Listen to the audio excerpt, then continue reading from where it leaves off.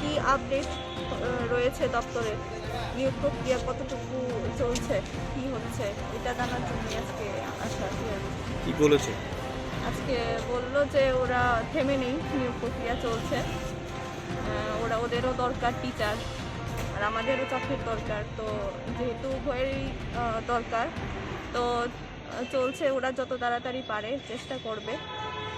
আর তাছাড়া চেষ্টা তো করবে ওরা অবশ্যই, তাছাড়া সামনে যেহেতু লোকসভা নির্বাচন, আমাদের শিক্ষামন্ত্রীর কাছে অনুরোধ থাকবে যেন আমাদের কাজটা ত্বরান্বিত হয়।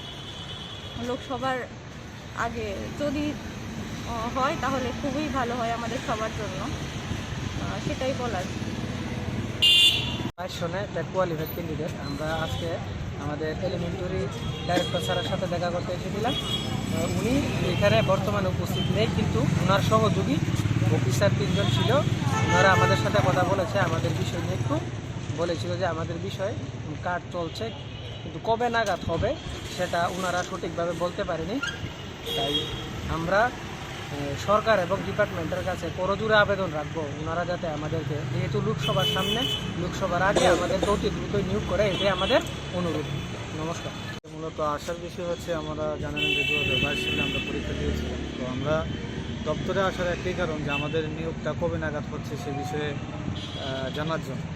আজকে আসার পর যেটা জানতে পারলাম যে দপ্তরও আমাদের সাধ্যমতো চেষ্টা করে যাচ্ছেন, কিন্তু আমাদের যে বিষয়টা সেটা হচ্ছে, বা আমাদের যে বক্তব্য সেটা হচ্ছে, লোকসভা তো ঘনিয়ে এসছে।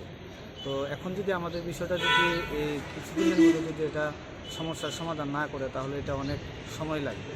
আর যে জায়গাতে স্কুলগুলোতে শিক্ষক সংকট রয়েছে, আমরা সরকারের কাছে এটাই আবেদন রাখবো যে আমরা শুধুমাত্র 361 জন কোয়ালিফাই করেছি, যেখানে হাজার হাজার শূন্যপদ পড়ে আছে, সেখানে আমরা যারা 361 জন পাস করেছি আমাদেরকে অনায়াসে নিয়োগ করা যেতে পারে।